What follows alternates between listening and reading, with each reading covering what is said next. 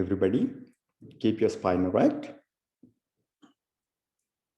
Eyes gently closed. Shift your attention to the third eye or the center of the eyebrows, the Jyotishmati, the light of awareness within. Take a deep breath. Exhale.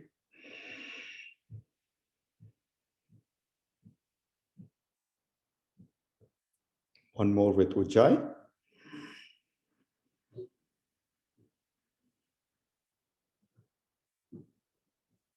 Exhale.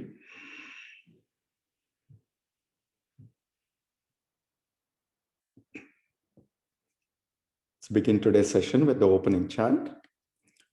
Om Sahana Vavatu Sahanau Bhunaktu Sahaviryam Karavavahai Tejasvinavaditamastu Mavid Vishavahai. Om Shanti Shanti Shanti. Let's offer our salutations to Maharshi Patanjali. Yogena Chittasya Padena Vacha Malam Shariram Cha Vaidyakena Vyopakarotam Pravaram Muninam Patanjalim Pranjaliranatosmin. Thank you for joining. I think it's a session with the Toronto and Texas people. I think it's fantastic. Savitaji, for the session that you led on Saturday, I think you set the bar real high. Set the bar for all of us. It's a delightful experience. So when do you think you'll be able to do the remaining two sessions? I might need help with the two sessions to integrate the way you were saying. I had not thought for this one. Definitely, Dhruva's story and Bharata's story. So I don't know how to integrate it to the Yoga Sutra or Dharana and all those things. I might need some help. Otherwise, it will be just a story, unlike this one, Puranjaral Prajagara. Yeah. I think we need to be able to bring it down to some of the common essence. I think the way but you articulate really well, which is the Jiva and Paramatma. And I think I don't know if you've gotten a chance to look at Mundaka Upanishad. I did have a chance. Yeah, I did look at it. Yeah. It's just a very compact story. And it's a small story. It's a small story, definitely. Yeah. But it's the same meaning as you said. It's the same. Final realization that Atma and Jivatma is same. Apparently, the one bird sits at the top of the tree, just watching, being a witness, and then this other bird, jumps from one branch to the other, tasting different kinds of fruit. Some are bitter, some are sweet. Some is joyful, some is not so joyful, and then you continue to branch up, and then once you get close to the real bird, then realizes we are one and the same, and then unites with the Paramatma. But while eating, I don't know. While eating, also, it's constantly looking at the bird above. Exactly. That means that awareness is constantly there. Exactly. You're trying and testing out the worldly things, but you're constantly looking at the bird, which is, and you're that's the explanation I got from the. I think it's kind of wondering. It's just I'm doing this. What is am I doing the right thing? Right? It's just like, hey, why? Most of the time we do monkey see, and we're thinking why this bird is not eating? Why it's not exploring? Why? How come it's that was interesting for me. It's like, oh, okay. I think then there is a Deepak Chopra's interpretation of the same thing. What he says is apparently, this is you can come in anything. The more bitter fruit that you taste, apparently you move higher. Yeah, kashta, more kashta you get in life. But it can work either way. True. It can work either way. Yeah, I think some people, we don't know. I think it's probably you have to taste the nectar in different way. But the more you get sensory pleasures, it's becomes difficult for you to move up.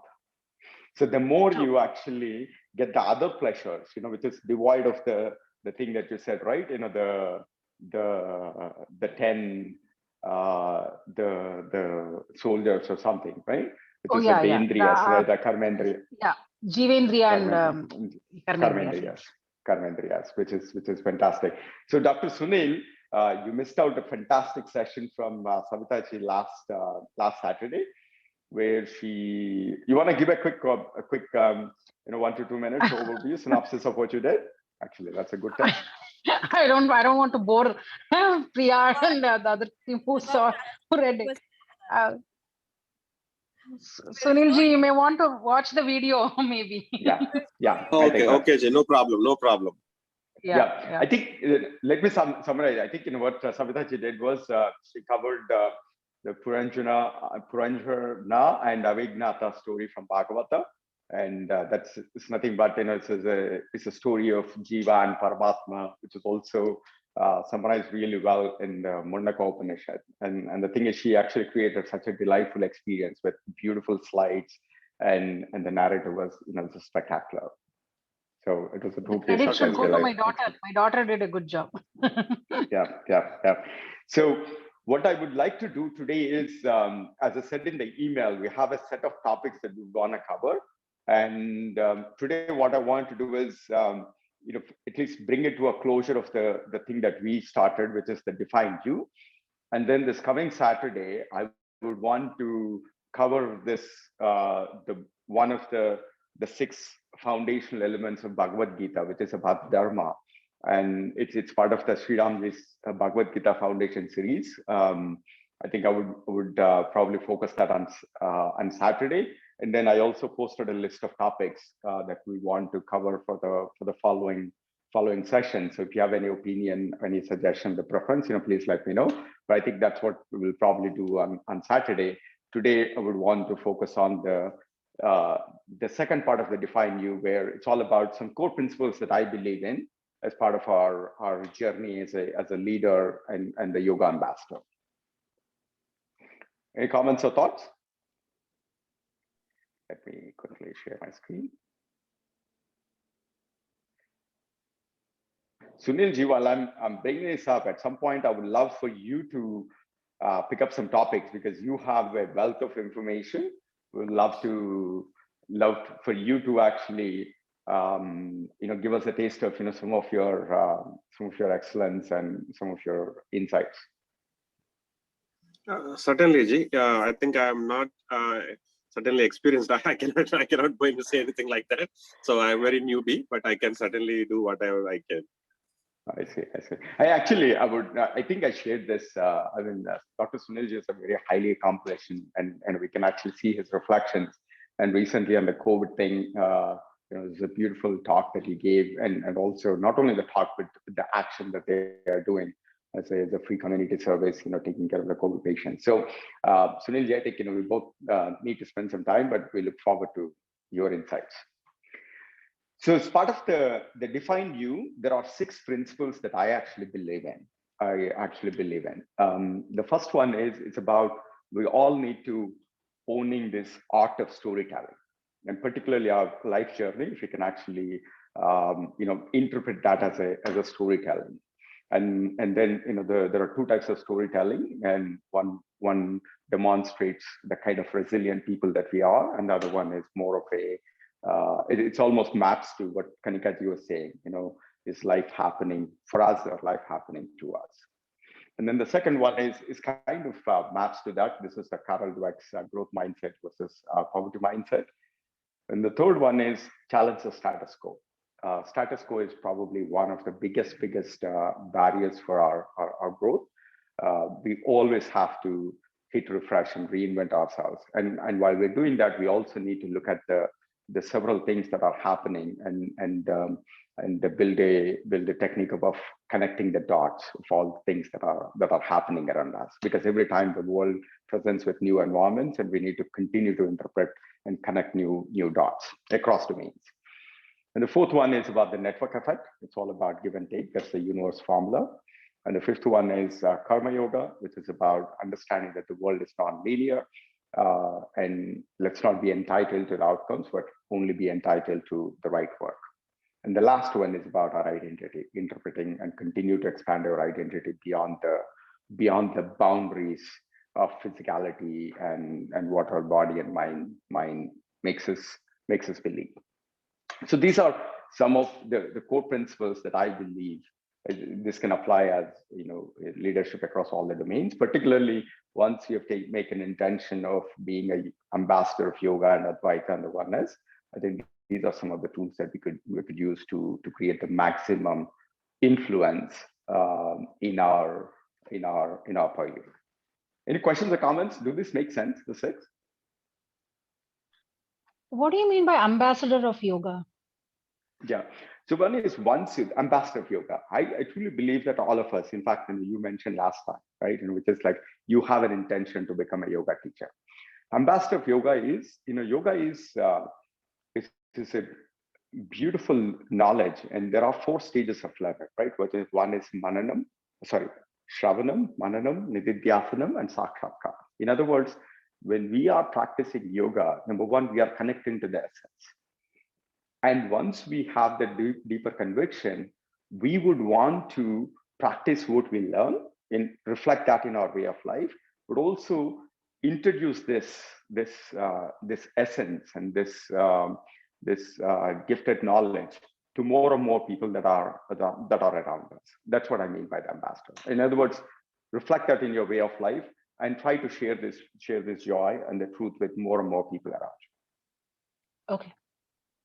Right? I think that perhaps for some of us, or for many of us, it becomes a calling, and you either do that in a direct way, or you probably do that in an influential way, right? The direct or a passive way, but ultimately we're going to get there. Right. So let me briefly touch on what these stories mean. So there was tell you a story. When we are all leaders, we're all ambassadors, and whatever we're actually doing, people around us are constantly looking at us, how we are acting, how we are thinking. And the best way to do is, instead of actually all in the preaching mode, people are looking at how we are actually presenting ourselves. So there are 2 types of, so in other words, to be an influential leader, there are 2 types of, number one, the one technique is, we always need to have this art of storytelling. How do we interpret our own life story? And there are 2 types of storytelling. One is the redeeming storytelling. We are always going from a position of bad to good in our life arc. We're always going from some kind of a low kind of a moment, and we are always, going to how we kind of conquered it and then going to the next highest moment, right? So this is kind of how we interpret the time scale of our life journey, and how we are always demonstrated a mark of resilience. And the second one is the opposite of that, which is a contamination storytelling, where it's almost self-defeating, and we are always going from a good to bad. Like, for example, sometimes we hear stories from some people, which is like, hey, when I grew up, I had all these things, I had the parents, and I had the greatest life, and then my life kind of went in a different one, and we are always glorifying the past, and we are actually creating some kind of a negative spin, negative interpretation to where we are, and also anxiety about the future. So we're always like, wow, my past has always been glory, but my future looks so bleak. That's a contamination storytelling. Whereas in the redeeming style, it's just like, wow, look at where I have come from, and at every moment of tough situation, we always interpret it as like, it's victorious. We're always going from one peak to the other peak and another peak and peak. So in other words, we are creating a life story that's made of a bunch of peaks, how you've climbed different mountains, versus the other storytelling is how we are actually went to the different ebbs and the lows and the different depths of so on and so forth, right? And I think, we are all nothing but we're all resilient beings. We're all resilient beings. And that's the divine quality. That is one of the qualities of the divine. And when we mark a sense of resiliency, people around us automatically get connected to it and they would want to follow it. Because at the end of the day, we are all human beings. We all have the same set of vulnerabilities. Our life is nothing but a series of peaks and lows. And when we become human, when we become vulnerable and tell the story of the market resiliency, it creates a sense of conviction. It creates a sense of conviction. It creates a sense of positivity around the people around us. And then they also start believing and pursue this redeeming story of telling, and they also become resilient leaders. Any thoughts, any reflections, anything that people would want to add? Nothing from me. I agree with you. So this is and the thing is, what I would strongly encourage, and I had this opportunity to kind of go tell a little bit of my personal story in one of the keynotes at Apple of my definition. So all I did was, in my first presence in 3 months, people wanted me to make an emotional connection. I literally put some charts about my story. So this is kind of one modality or one way to tell the story. But when I was actually doing it, and I felt like, okay, this is a good way to interpret your life story. Like, for example, when I grew up, I grew up in a very family with very humble means, where our entire family convenience was a bicycle. And I remember my dad telling me when we were growing up, in a bicycle with both my brothers, and he took us to this institution of NIT Warangal. And says like, dude, somehow you need to get into this institute and your life is set. So that was kind of the beginning of the setting where we are going from there. And then fortunately, we were able to get into the NIT Warangal and with all the blessings. And then from there, out of sheer accident, I came to United States. I never had any plans. I came to 93 and I did not go anywhere. And I ended up coming to one university that nobody probably would have heard of. It's called University of Nebraska-Lincoln. I entered the cornfields of Nebraska. And very quickly when I went there, because I had a cousin and it was a piece of this drama. And once I came into there were no opportunities. There was no assistantship and I did not have any money. And there was bleak. And at that time, I was looking for an opportunity. I took a Greyhound with only $100 in my pocket. I didn't have money to, fly. And I took a Greyhound looking for a better opportunity. I went to University of Florida. And it took 2 days. I went to University of Florida. And very quickly, there were new opportunities that actually came in. And from there, had an opportunity, always looking for new frontiers and had the opportunity to participate in, the creation of several successful companies. But even then, one of the failure, happened, of a colossal size, for my own thing. But then that allowed me to pursue a totally new dimension about myself, where now I'm discovering Ananta Samapatibhyam, the world of yoga and spirituality. So this is kind of one life arc where you're always going from it's almost like a movie storytelling, right? There is some kind of the hardship or obstacle, and the greater the obstacle and how you actually, then, apply your own means, and then you try to discover the new peak in your life, you pivot, and then you discover the new peak in life. I mean, this is kind of one way I try to interpret my life. And from there, you can continue to extend the story. Then, from here, there is COVID happened and whatever we wanted to do, but COVID then presented new opportunities to connect to more and more people like this forum around the world and in India. So we're always discovering new peaks in your story. Any questions, comments, thoughts?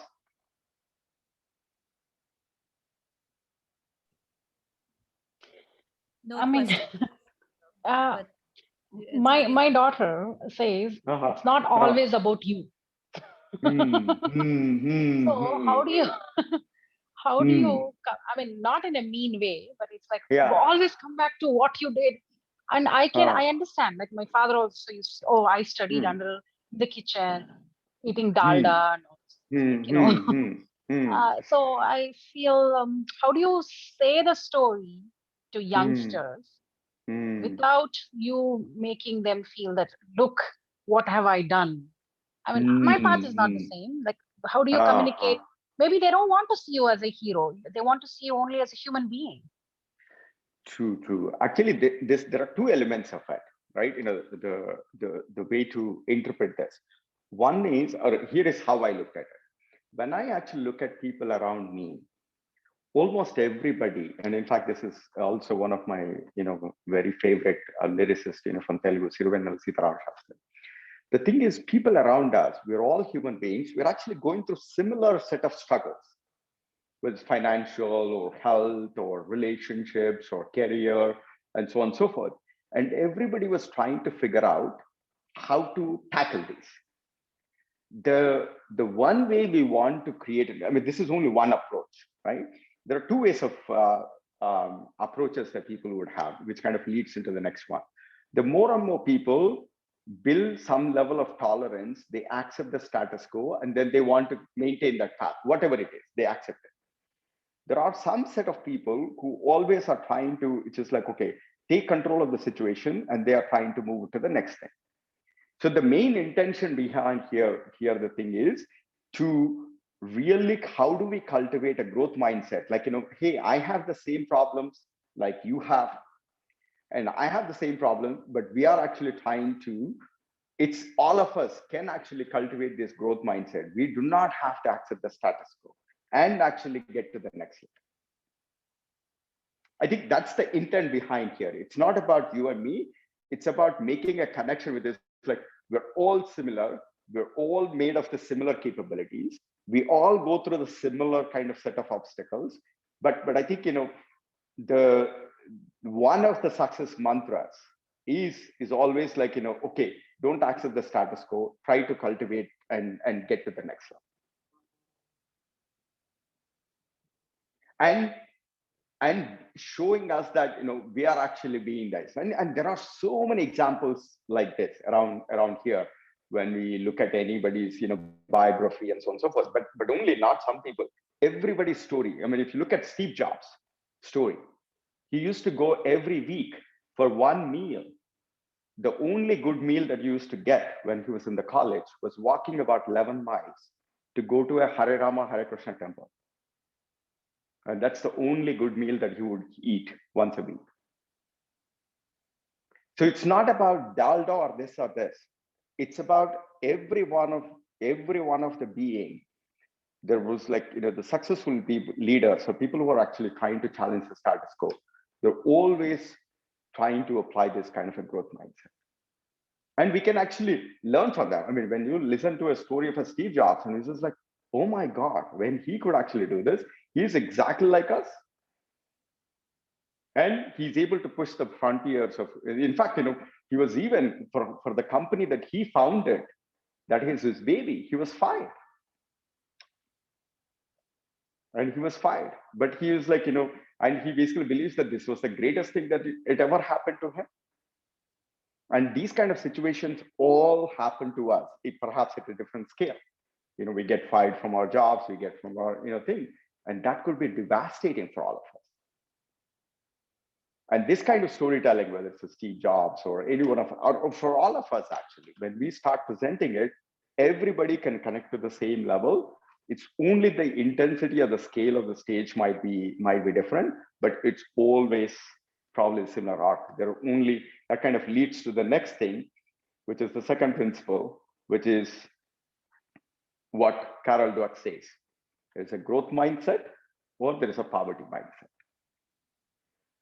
And the fixed mindset, or when the challenges come in, they were like, oh my God, we cannot really take on the challenge. And obstacles are low, like, there is like, they're afraid of the obstacles. And, they are like, they want to duck in. And they believe that effort, new skills or new opportunities cannot be cultivated. You're like born with whatever you have. It's almost like a fatalistic mindset, deterministic mindset. And they're afraid of criticism. On the flip side, everybody is looking for the challenges or the greatest opportunities to reinvent themselves, and obstacles are again in the same thing. The growth mindset people believe that there's nothing like I have a divine blessing or gifted. Every new skill can be cultivated. You just have to work towards it. And criticism is actually viewed as an opportunity. Criticism or failure or getting fired, they actually welcome it because that's an opportunity to actually rejuvenate or reinvent themselves. And success of others, whether you are actually celebrating the success of others or whether you're actually simply being jealous of it. That's like fixed mindset versus a growth mindset.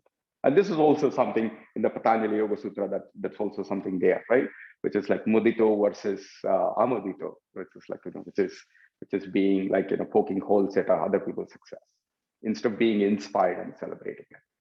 So the thing is, I completely agree with you what you're saying. It's not about you, but that you is nothing but each one of us, Tattvamasi. Each one of us is that has the same light source, same infinite capacity that is there, that seed is there in each one of us. It's just that the different gunas and then the minds and the things, those kind of put a filter of the fixed mindset, and that does not, or the avarnam that we call as the smoke, the tamas, that actually allow us to be in the tamas state, versus we can actually cultivate a little bit of rajas and then move into sattva so that we can actually get to pursue the samyama towards an excellence. That's kind of how I interpret it. Any comments, thoughts from others? Yeah, so I changed the story a little bit for my daughter. What I said to her, my parents' challenges were not the same as my challenges. My challenges won't be the same for you. So I tell her, as long as you have the tenacity to fight back and come from the position where you don't want to be, you need to kick your legs until you swim. If you can't swim, develop that. Story means nothing because because the world keeps changing, right? So difficulty levels and expectations keeps changing in life. So I keep telling her, yes, this is my story, but your challenges will be different. Your opportunities also will be different. So you have to have, as long as you have the tenacity to, get back up and see from the eagle perspective, go high up the problem and see the problem and then face it. That's the approach I've taken now. It's actually we can actually just instantiate ourselves in what's really happening right now, the COVID. I know how many people have actually been devastated by the COVID, particularly in the lockdown phase. And it created a sense of response. And I think, we can actually move to the left side, like the fixed mindset response. People were like, what can I do at home? And do I have to stock up on the alcohol? Do I have to stock up on the food? And this, and people were like really, really, really stuck. And we can just go look at it like, this is the same kshetra, dharma kshetra, kurukshetra for all of us in the world. But different people responded differently to this kind of a COVID. There are some people that are being resilient and some people that are not being very resilient. And some people have actually created new opportunities that were not there otherwise before. And there are some people who are just being put ourselves in a difficult situation. But of course, it's not perhaps it's a common thing. There are have versus have not. But the thing that have versus have not, we don't have enough means to change it. But I think with the mindset is what we have. We can always go look for. Perhaps the thing that I always wondered is, why can't people just sit at home and then go read and go connect? In fact, we have like more TV channels. Go pursue new skills and or simply meditate. And this or bond with your own family, get to know each other better. There are some people who have actually told me that the COVID lockdown or the work from home is now allowed them to connect with the family ever than before. So I think it's not about in every point in time, there are different type of either universal obstacles or individual obstacles that are going to come in. It's about how we interpret them, how we deal with them. With the growth mindset was a fixed mindset, and then make that into your arc of storytelling. If that becomes a repeated pattern, then that's who you are. Sunilji, any thoughts from you? I don't know if Ramakanji is there. Not specifically, Ji. I see. So that's one. And Preeti or Alpaji, Savitaji, any additional comments? Yes, so with regards to, this is Preeti, with regards to Savitaji, what she was saying is, it's not about, the kids always say, it's not about you, it's not about, that's so true, I can actually resonate with that. But I was just wondering, is it, when we try to explain something from our point of view, can we actually add our individual experiences and make it a case study for them to actually be able to relate to that? And it's also the message that we're trying to convey. Actually, this is a good point. Actually, now let me, Savitaji, I think what you said, Preeti, what you said. Actually, in fact, when I live very close to my brother and my brother's wife, is a doctor. We almost like, when we are at the dining table, we kind of celebrate our poverty, right? Not the poverty, but our humble beginnings. It's like, a dalda like a metaphor that you use, right? And the kids actually is like, they hate it. They hate it because, the reason why they hate it is we basically try to project that out. And we kind of celebrate that and we project it as like, see what you have as an entitlement. I think that is the wrong mapping. The mapping is, it's just like, if you only take this as like, if you then map it, if you kind of take a step back into the specifics of the situation, rather, and then bring it down to what's in their life, the current thing, which is like, that could be, not having good grades or, having to move somewhere or, I think, look at the kids today, they're actually going through perhaps, more challenges than what we ever faced when we were growing up. Here it's a multitude of, things and even the COVID actually affected the psyche of, a lot of kids actually. And if I completely agree with you, it's not about you, but it's just about telling. And in fact, sometimes you probably don't even have to do this with your own kids, because I think kids, we have a very delicate relationship. But in a yoga studio, everybody's story we hear. I heard a story of Joseph Encinia, the way he had a heart attack at 13, and then how he continued to reinvent himself to now is pursuing Advaita and Shivaness. And we all bring out those stories. So it actually gives a sense of hope and resilience to everybody that's there. I think with the kids and the dynamics of a parent and the kid, that actually creates a separate thing. But the more of resilient stories that they are exposed to, whether it is, and perhaps if it's even more contemporary, I think, that can give the sense of hope and belief to them. I think when we bring out the thing of, okay, I ate dalda and I did not have 2 loaves of bread. So now you have all these things. So you need to do more. When we make those kind of connections, I think, the kids probably will, not probably. I feel the timing of the story, what I caught myself was like, right the time she has done some disastrous thing, that's when I bring up the story. I think the timing of the story, I think I have caught myself. So right now I take a deep breath and let her deal herself, or either I leave the room. Sounds like my mom. Excellent. Yeah. No, that's a beautiful insight. In fact, my older daughter, I think this is the first year when she was in college, and she was like facing so many challenges. And for me, it's like I was bubbling with ideas and solutions, being the most productive dad or something. And whenever she presents any one challenge, and my brain goes like a supercomputer, and I'll be presenting like tick, tick, tick, tick. And one day she told me, it's like, Nana, all I have to do is just listen. Yes. I have taken over multiple projects of her school projects, completely taken over. Exactly. Finally, I decide to go on a walk and come back.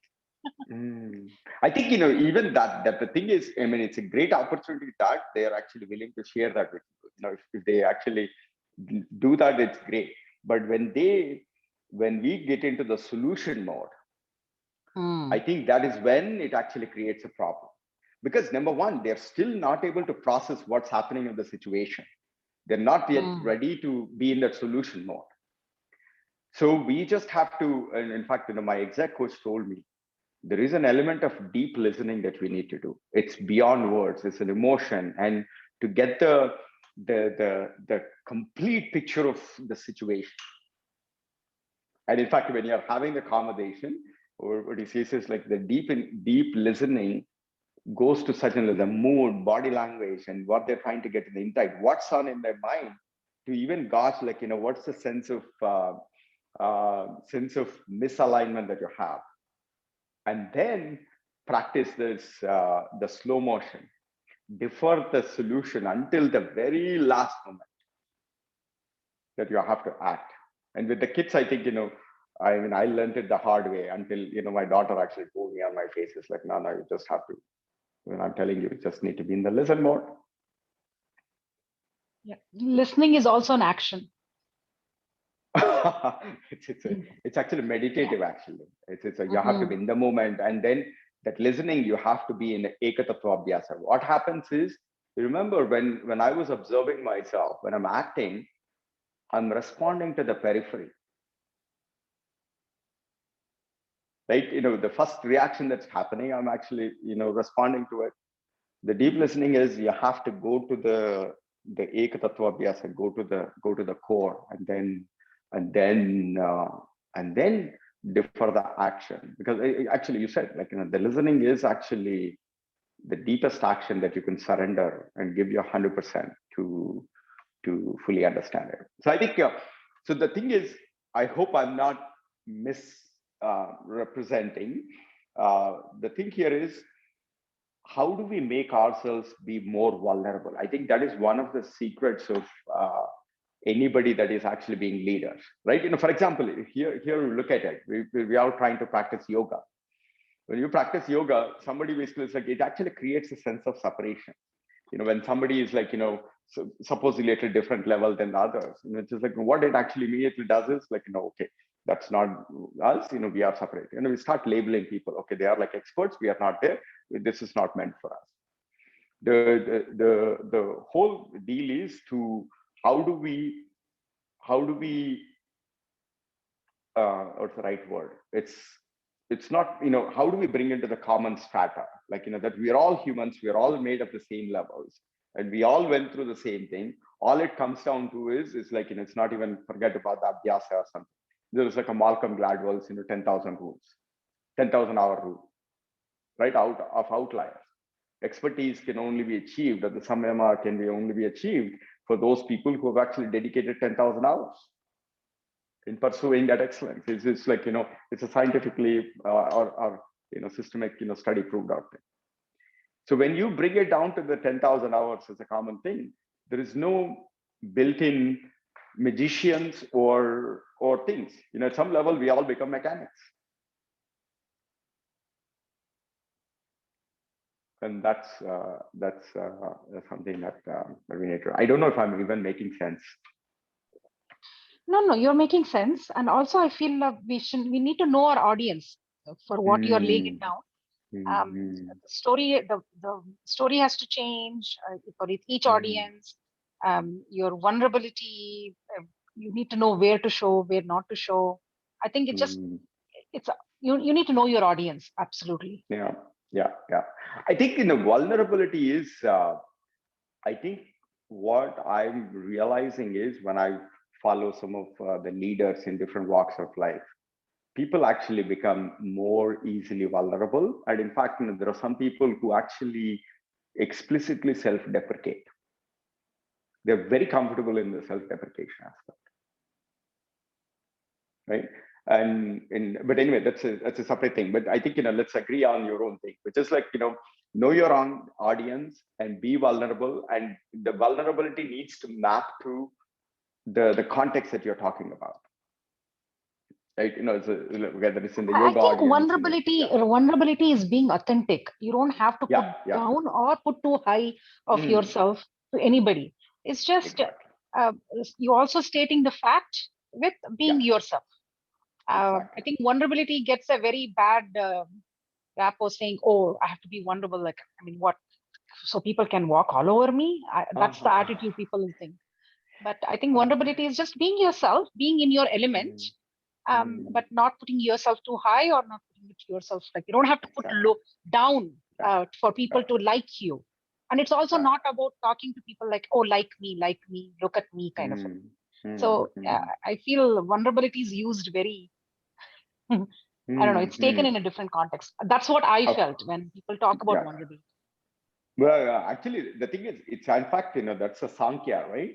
Sankhya is Samyak Khyayate Prakashayate, which is like, the right perception, not to look at anything high or low. That's a coloring. Just to see and I think, you said it so well, which is the vulnerability completely needs to be authentic. It cannot be concocted, actually. If you manufacture it to create some masala around it, then we lose it. Sorry, go ahead. Sriniji, I just had a question. Yes. So I was just wondering, when does an individual feel vulnerable?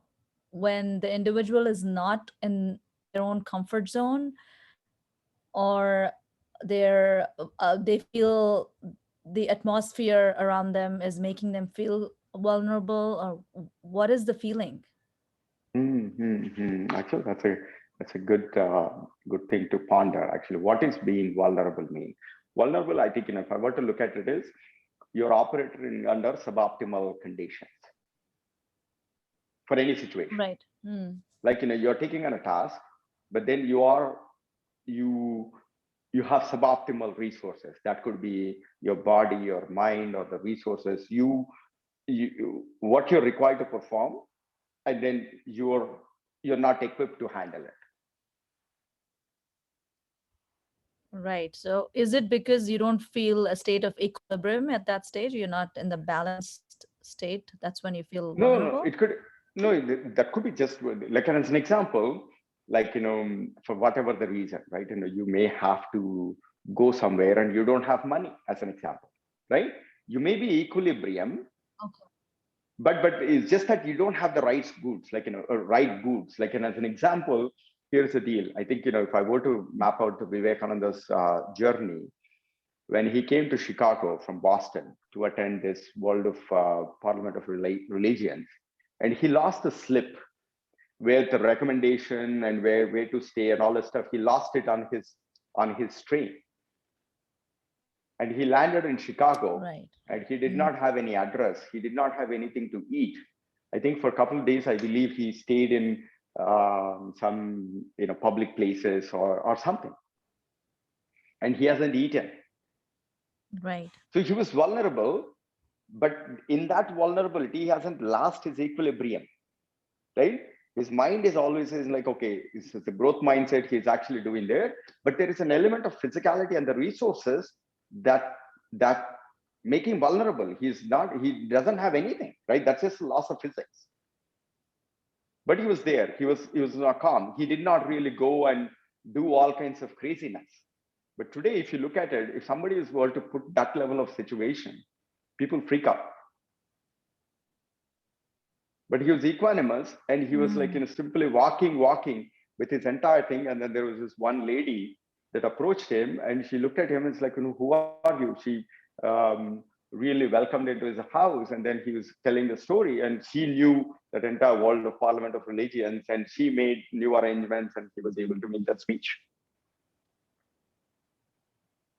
So the vulnerability is the situation. Like, Arjuna was vulnerable, right? But is vulnerable of the situation, but that also he was also lost his equilibrium, equanimous state. Then he had to be taught, which is like, dude, whatever you do is just follow your dharma, do the right conduct, forget about the outcomes, and you're just simply acting your role. That's all they do it. So I think, not to try to fit in, irrespective of what it is, is being vulnerable. Like kids in school, oh, they have an iPod, they have an iPhone, I want. No, you have a decent phone, that's fine. Not trying too hard to fit in, but being also comfortable in your own skin. Then I feel that's being vulnerable and more but I authentic. think that, but I think that's even one level of, it's almost like, not requiring indulgences, right? There are vulnerable situations where you don't even have the required needs to act in the situation. Like, for example, if you don't even have a phone when you're supposed to do some work, or if you don't even have a computer and you still need to participate in the online learning or something like that. Yeah. I mean, there are different states of vulnerability, right? I mean, I think I don't have any preconceived notion, but when Preeti ji asked the thing, vulnerability is like, I think you are in a situation, some kshetra, and you don't have the goods to perform to it. Right. So I'm just imagining this, that I feel extremely cold and I don't have a blanket or anything to warm me up. And that's when I feel vulnerable. Exactly. But then there is a different ways of treatment, right? Then you can actually prosecute that sense of being cold, right? Is it really cold? Everybody has a sense of vulnerability, right? Some people are like, the temperature is, if they don't have an AC at the prescribed 71, they feel like that's a sense of vulnerability. And when they were to tell that story outside, it is like, hey, I was growing up and this and this stuff, suddenly I came in, there was no AC, and the temperature was like 80 degrees, it was so hot. And when you try to make that be your story, knowing, I think what Savitaji said, depending on the audience, if you have similar minded people, of people who are like really lived in a bubble, they may resonate with it. But for the Aam Janta, they were like, what the hell is this? Is that your problem? Right. So I think, the vulnerability of the setting, like what Savitaji was saying, like having the latest iPhone 12 versus, just have a decent phone or something like that, right? There are different sets of vulnerability that we have. Like, for example, Vivekananda said that sense of vulnerability is he didn't have basic place, basic food, shelter, and this stuff. And then he did not even know who to talk to and so on. So he was it's a vulnerable situation. And then how he then acted. And actually, there is a beautiful story, actually. Sadhguru explains this in a beautiful way. If you look at life of Rama, if you interpret it, he's a serial disaster.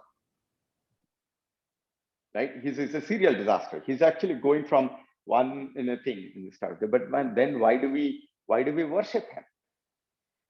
Number one is he, in all the things, when he lost his kingdom, when he went to forest, or when he went to, when he lost his wife, when he's actually doing it, he's always like, he's looking at what do I need to do, get to the next thing. And, where he had to grieve, he grieved, but he always maintained the poise. And that's why we call him as a yogi. And that's why we worship him. And he even always tried to maintain the thing of what is right or wrong. I believe even when he killed the Dashratha with the 10 heads, I believe there is one head that is actually for all the right knowledge, and he had to do some penance for killing him, and it's also Brahman for the greatest devotee or something like that. So and of course there is like some shades of gray or whatever, but the thing here is, if you look at Rama, and why is this whole country worshipping Rama, when he is like, if you look at it, he never, took a company public, or he never, lived with his wife, so happily, and made some beautiful kids and all that stuff, whatever we consider as a victories. But he was being vulnerable in every situation. He was facing lots and lots of challenges, but he moved with equanimity from one situation to the other situation. And that's how he prosecuted his life. And that's why we consider him as a resilient king and a yogi, and we worship him. It's something like that. Okay, so that's the thing. And then let me quickly, cover a few more things. Just like the challenge the status quo. At every point in time, there are the fixed mindset. We kind of assume that this is the way things are. Like, I think the status quo is what Vivekananda was like so unhappy about. He used to cry actually about India. It was like, this land seekers, people who are always change agents, who are always looking for new truth and different ways of interpretation of seeking the truth. And this country was majorly set up in tamas. And that was his biggest sorrow, or the challenge that he wanted to do. And I think, we cannot accept anything that is inefficient around us, right? If there is a thing, we also need to be able to look at connect the dots, assess the new environment, and reach beyond different ontologies of the domains. And the solution is perhaps, it's not in the linear of what you're staring at. The ability to, look beyond the other domains and then fuse them, and always look for the hit refresh. And I strongly recommend all of you to read this book from Satya Nadella about the hit refresh. And Microsoft, where I worked a little bit ago, but that company went into slumber. It was a complete status quo for almost like 10 years under Steve Ballmer. And then Satya Nadella came, and he completely hit a refresh from a grassroots level, from the culture, making bolder bets. And they were very uncomfortable. He killed some divisions and all this stuff. And he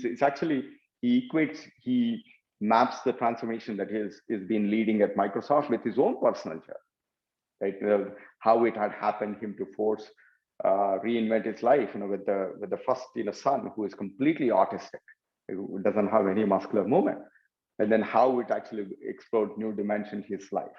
So the thing here is, when we are in a status quo where we are actually getting a suboptimal experience of our life, we have to disrupt ourselves, and then look at new things that are around us, new domains, and connect the dots, and reinvent ourselves to the new peak. And the challenge here is, if you disrupt, either you disrupt yourself willingly, or otherwise you will be disrupted. I mean, if you look at it in the COVID actually forced us, the majority of us, into reinvent ourselves to be somewhat of a digital enable, citizens. And there are some people that are resisting it. And those people that resist to adapt to this new environment, I think they will be disrupted. We are actually seeing some of that. But there are some people who are actually taking this as an opportunity to creating newer and newer experiences. Like, for example, what used to be not acceptable as the telemedicine, now telemedicine is becoming more and more standard, which perhaps, could actually create a better healthcare system in the United States or all around the world. So there is always, like, I always believe that either you have to constantly disrupt yourself and challenge the status quo and look for the new peak, or you'll be disrupted, and at that time it's very painful. If you have to follow somebody else's, find a new way of living, forced by somebody else, could be painful, right? And then the fourth one is something that we all believe in. I think, it's like, we are all part of the one common network, the part of the one network, right? Each of us are universal blocks. And there is a power of network, and this network, we always have to expand our network, connect with more and more people. And, we all have some element of unique contribution to the universe. But the way this works is, when power of networking, a lot of people approach the network as what network can actually give us. Like, usually the people build network, or they attend events to figure out, okay, can I get a job, or can they do something for us? And then when they don't get, the jobs or other things, then they question the value of the network. I think, the one way to interpret the network is, you have to approach the network as, how can I be value to the network? Number one, we have to continue to expand the network across many different domains. And if you approach the network as, how can I contribute into the network, right? And that, once you start putting more stuff into the network pays you back in the ways that you never imagine.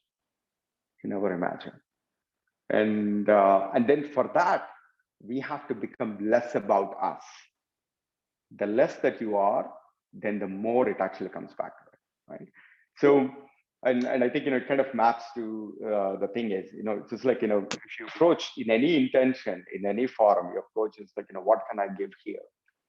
And then the network pays you back. And similarly, this yoga knowledge that we are being part of, the more we share with others, I mean, it actually comes back in ways that it comes back and does so many good things for us individually as part of our journey. It's unbelievable, and only some of us are perhaps chosen to be in this path. So the more we actually create, I mean, it's not just about the yoga. I think, I know some of us are well versed in the domains, like, Dr. Sunil is an accomplished neurologist, and Preeti ji are a good singer, and Alpaji, you have many creative dimensions, and Savita ji, you're a great storyteller. And so, but I think the more we perform this into, number one, expand our network across many different people, and approach the network as what can I put into the network, not from what can I take into the network. And I think that's how the network works really, really well.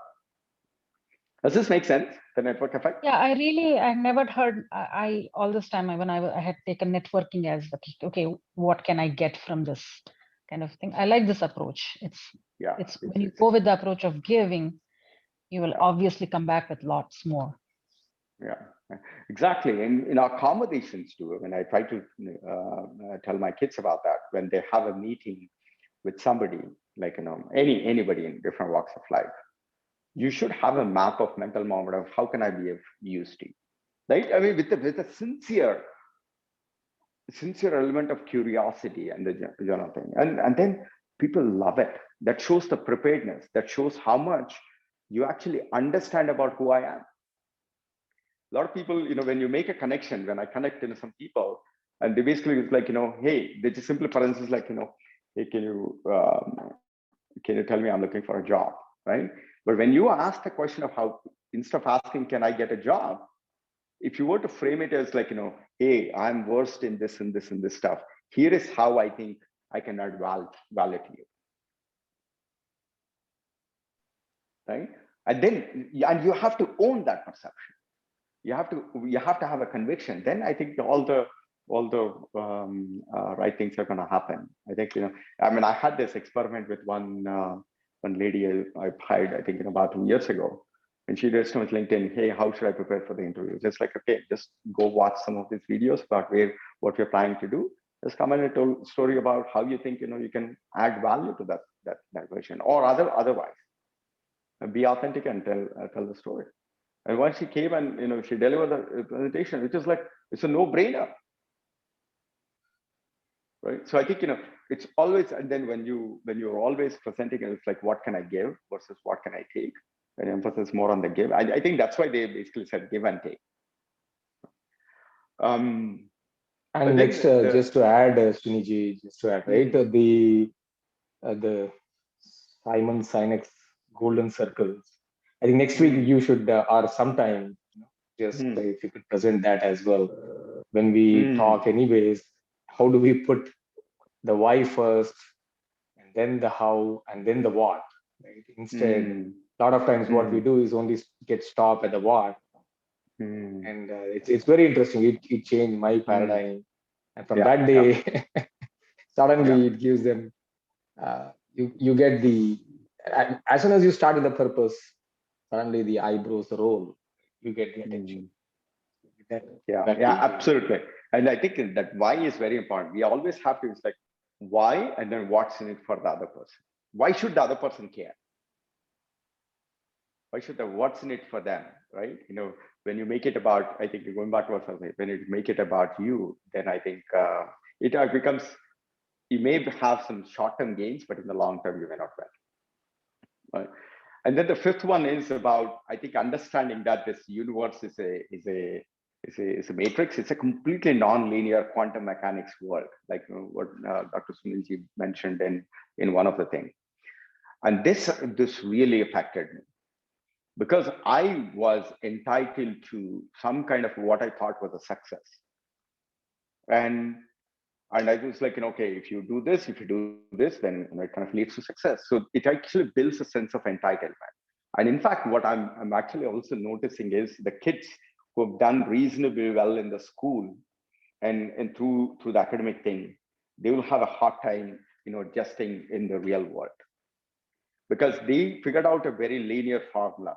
Hard work, study means, getting to an A grade or some other stuff, because there are only a few variables, you know how to do it. But when you come to the world, it's very non-linear. There are so many variables that are at play. Could be market forces, inter-people, disciplinary. People are optimizing for different things.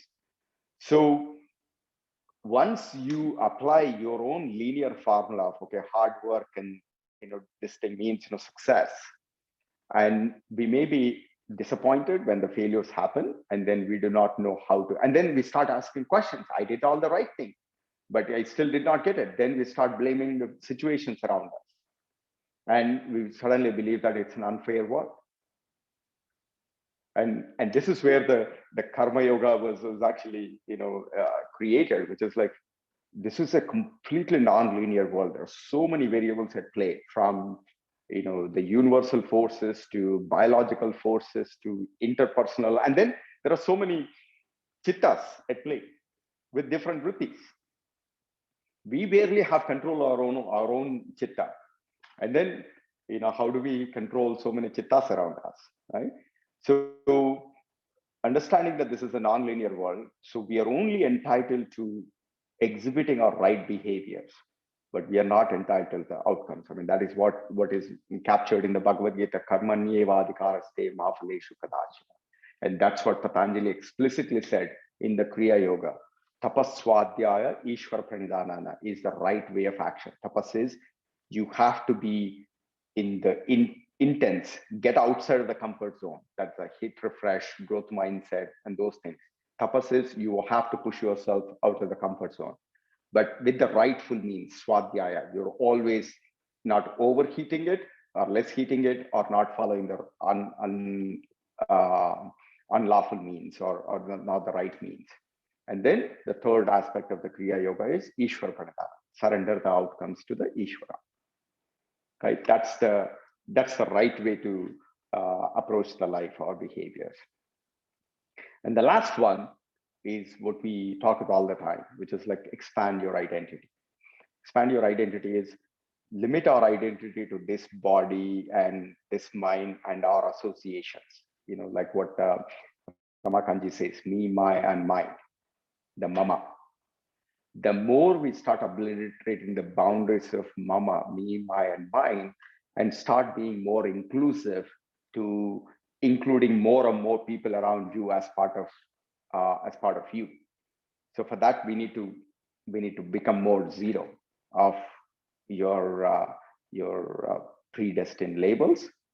Then we become more and more pure, become more of one, and that's when if you have to use an identity for ourselves, we have to own the entire cosmos. That means, if something is not right, you feel that, you perceive it. I mean, Sadhguru explains it so beautifully.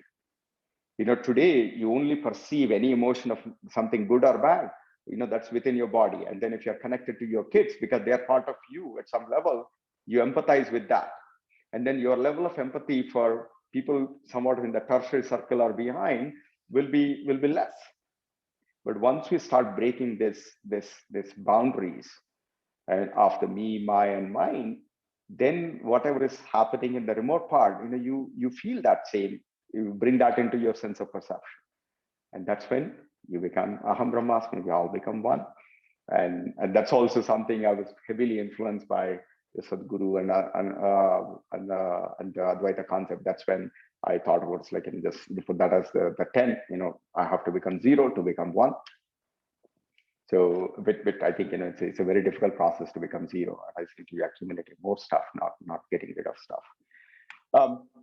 And this expanding the identity has, some of the beautiful shlokas that we have, which is also one of the beautiful sloka, which is like Om Purnamada Purnamidam Purnat Purnamudachyate Purnasya Purnamadaya Purnameva Mudachyate, which is like we are nothing but we are complete whole. We are the one. And then if you add something to it, or if you take something out from it, it doesn't. It's like we are a complete whole whole being. And that's our destiny, and that's what we say in our journey, where we go from untruth to the truth. Of truth is the oneness. We go from darkness to the light, and that's how we become immortal. It's not by adding some extra days to it. When we start becoming one with every moment and every existence, and that's how we become infinite from a finite. And that's a peaceful thing. So I thought I want to complete that define you with some quick 6 principles that I resonate with. I want to share with you, and thank you so much for your reflections. Any comments that anybody would have? Thank you for sharing your thoughts and your ideas. Definitely, certain things resonate, certain things definitely need work. I can see in my own life where I can definitely disrupt things. We all get into comfort zone in areas of life and say, it's the show is going on. Why ruin a show, kind of a thing. But intuitively, that will come crashing one day. But you still tend to not do anything about it. You know what I mean? I don't know that you still intuitively that yes, this is going to crash. Yet we stay in that tamas state. Why? I struggle with that all the time. Where certain areas I can create action very easily, or pass beyond that. But certain areas I feel, okay, I'll do it, or I'll say, okay, let it crash. Then I need that kick or a push, kind of a thing. I know it's not a good thing to do that, but yeah, I still have that struggle where to see why I'm not taking any action, even though I can foresee that either avalanche is coming or I will go head on to it. Still, no action is taken or mental preparation is done. Yeah, I don't know. I think that's my struggle. I think yeah, true. I think all of us have. I mean, right now I'm actually stuck in the same mode. I mean, it's like which actually wonders me. I made a lot of aggressive moves in constantly trying to disrupt myself when I shouldn't have been. I should have been more swadhyaya. Now I'm actually entered into kind of a slumber zone, but anyway, it's just like where I could probably take a little bit more tapas and more bolder risks, but I probably I'm actually doing more math right now. It's like, should I even do this? Should I not do this? But I think we all enter the different things. What I've actually noted is expanding of network and seeing other people's life stories. Like, for example, this weekend, I was part of this event that happened in Warangal of some guy that quit his, after MTech, he quit his job. And then he basically said like, okay, let me actually go start a Vivekananda Kendra. And he started tutoring kids in complementary academic skills like singing, dancing, public speaking. And he's actually investing his entire life. And he was even questioning of whether he should marry or not. And we finally found somebody who resonated with the cause, who just wanted to be there to help and support his cause, not for what he needs. And when you look at these people and the stories, then that's when is the boost comes in, the shot actually hits you, which is like, what are you worried about? Why can't you take similar things? So I think that's where listening to other people's stories and what other people could perhaps help us break the status quo and take some challenges, because at the end of the day, whatever we feel as secure, we are all living in this law of impermanence. The real performance is the permanence is when we connect to the when you transcend the physicality and the mind, and that's the truth. And I think that's Ramakanchi, anything that you want to add? Yeah, actually, I was listening to Puranjara's story again. I was actually going deeper and checking, got some slokas, somebody chanting those slokas and the meaning parallelly and so on. So at some point, I think Puranjana ends up thinking about the woman. So because he left the body thinking that way, he becomes a female the next time. Yes, yes. That will become a too long of a story if we go. He'll take many births. Many births. Yeah. Exactly. So so just because, I mean, here is the story, right? Here is the whole crux. In Bhagavad Gita, he talks about the last moment, whatever, antakale cha mameva, that stuff, right? So whatever, if you are thinking about me, then you will reach me, is what he says. Agreed. All the sigma, because the climax, I was also looking at something, in Sadhguru's videos or something. Last 30 seconds, or he was talking about some duration, whether it is 30 minutes or 30 seconds.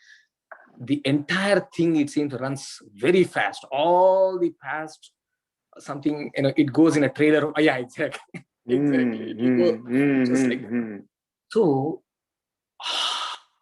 whatever Lord Krishna says is the truth. That is for sure. Today, you and me don't have that realization, let's say, let's assume that way. And if, again, Sadhguru's story about last 30 seconds is what this whole reel will run. Now the question is, do we have the remembrance and the courage to remember those last 30 seconds, how you want it to be?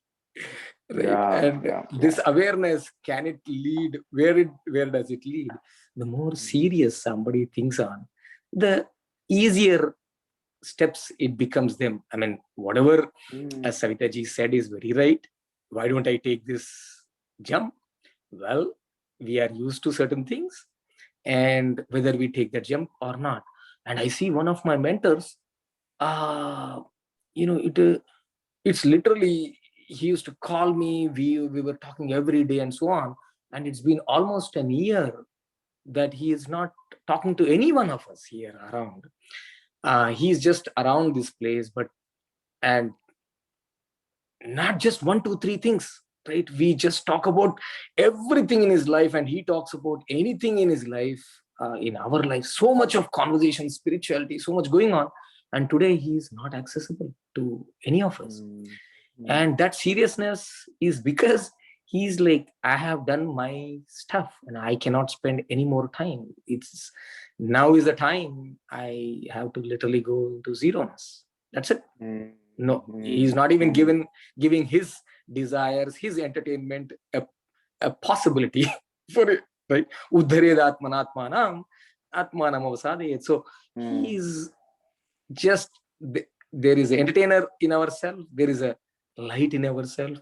So he would allow the light or the connection to the light within.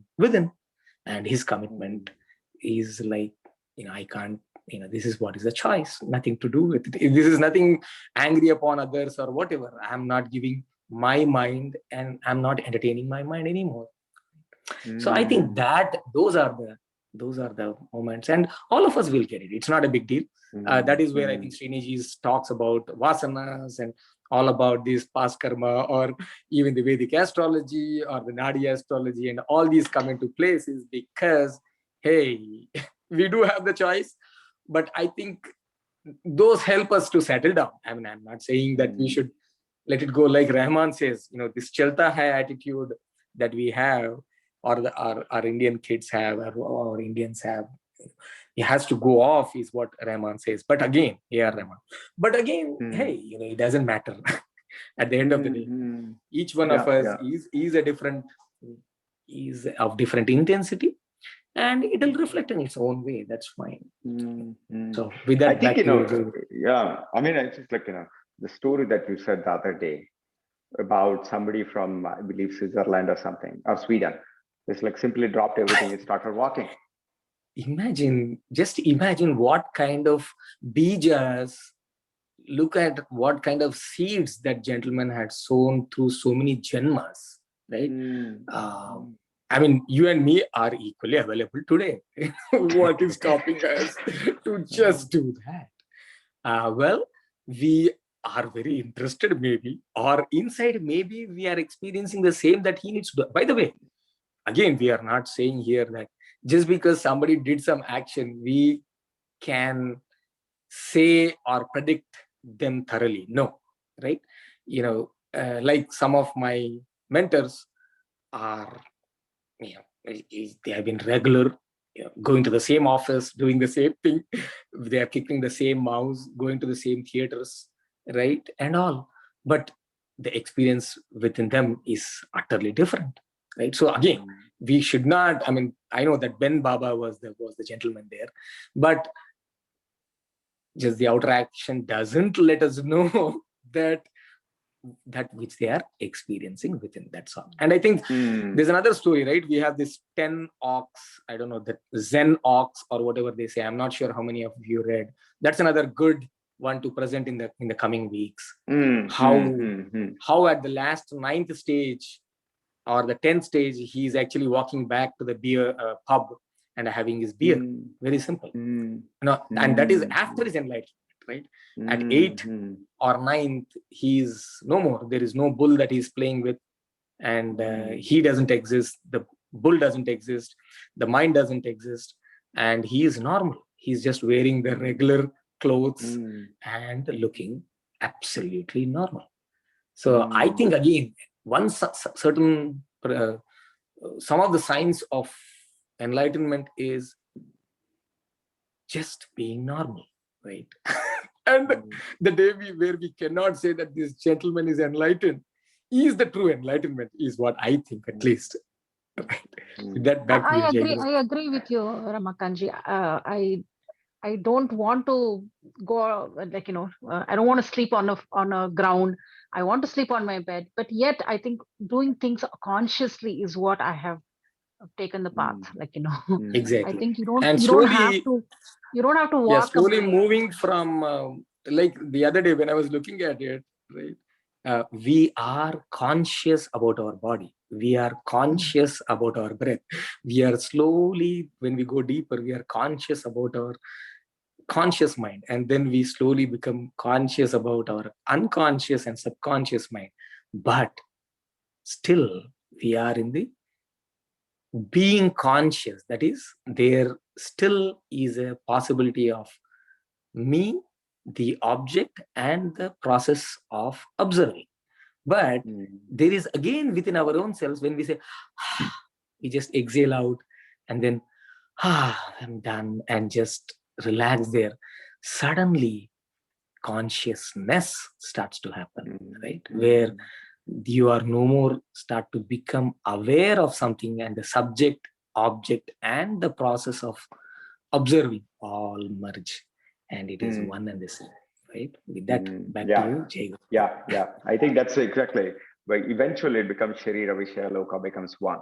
The thing, Savitaji, that you said is, I think that's what Buddha prescribed for a lot of people, which is like, the path of middle, right? The moderation, which is you don't need to go extreme. But I think eventually what I believe, or I think it's not believe, it's just a sense of my perception, is at some point we all will obliterate the boundaries of me, my, and mine. We at least become a little bit detached from that.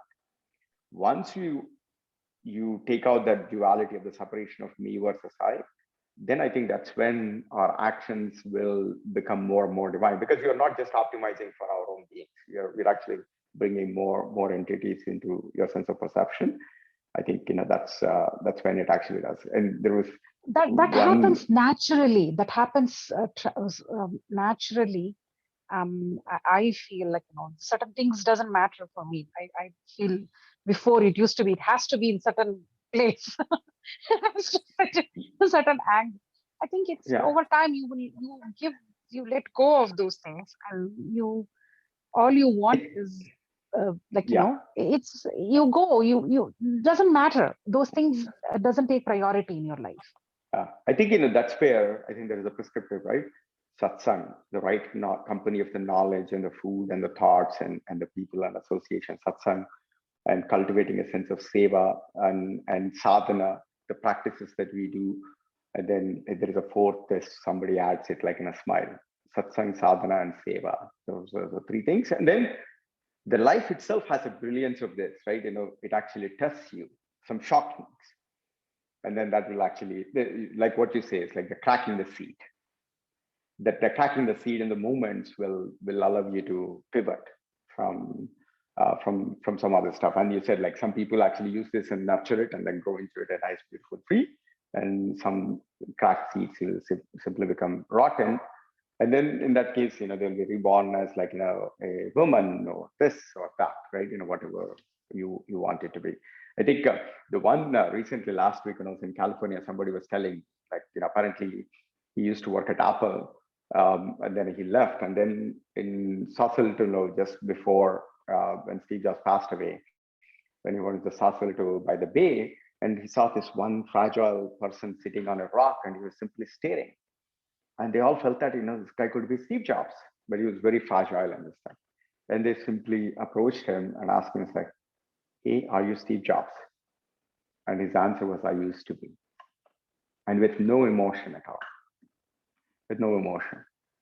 And I mean, that is, that's just the words of it used to be was a beautiful thing.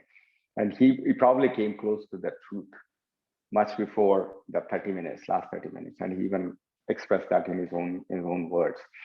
And then the other thing that I read very recently about Vivekananda, about it's like some saints actually came in, and I think some guy went in and says like, hey, I'm really, really trying to unite with my moksha, liberation. I want to connect with my thing. I want to do meditation and the stuff. I want to realize my own.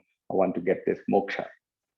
And then Vivekananda's response was like, you fool, when you see so many people around you suffering in slavery, and all you're doing is you're worried about your own salvation and the moksha, or something like that. So, but different people have different programs, and I personally gravitate to somebody like Vivekananda or Shankara or Buddha, who actually took to the path of an action to be the change agent and fight for it. And there are others who kind of achieve their own liberation and all that stuff. I think all the paths are right. I personally have a preference for that. And some of us, I think, have taken to the path of yoga, and some of us have an interest in being sharing or teacher and pursue this stuff. So I think it's a very noble thing. So with that, let's close today's sessions. And before I do the final chant, do you have any preference for what we want to cover on Saturday? And I propose something like, where there's a beautiful talk from Shuramji on his interpretation of Bhagavad Gita series. And the first one that just amazes me how he interprets the Dharma in few words and few slokas. I thought I could present that on Saturday. Or if somebody have any other suggestions, let's post it on the group.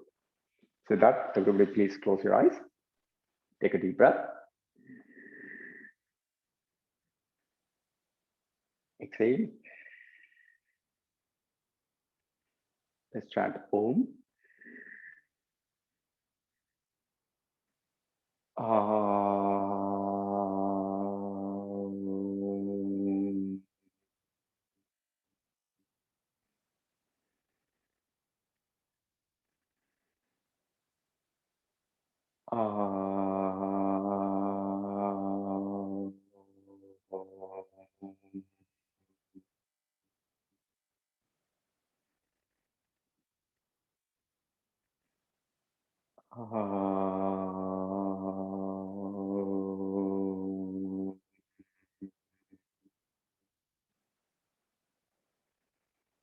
Om Sarve Bhavantu Sukhinah, Sarve Santu Niramayah, Sarve Bhadrani Pashyantu, Ma Kaschid Dukkha Bhag Bhavet. Om Shanti Shanti Shanti. Just cup our palms. Cup our eyes. Transmit this divine knowledge to our eyes to give us the right perception to see the things the way they are. And slowly and gently, with a bright smile, open our eyes. As always, thank you so much for your wonderful reflections and this world of learning and sharing. And see you all on Saturday. Thank you. Good night. Thank you. Good night. Thank you. Good night.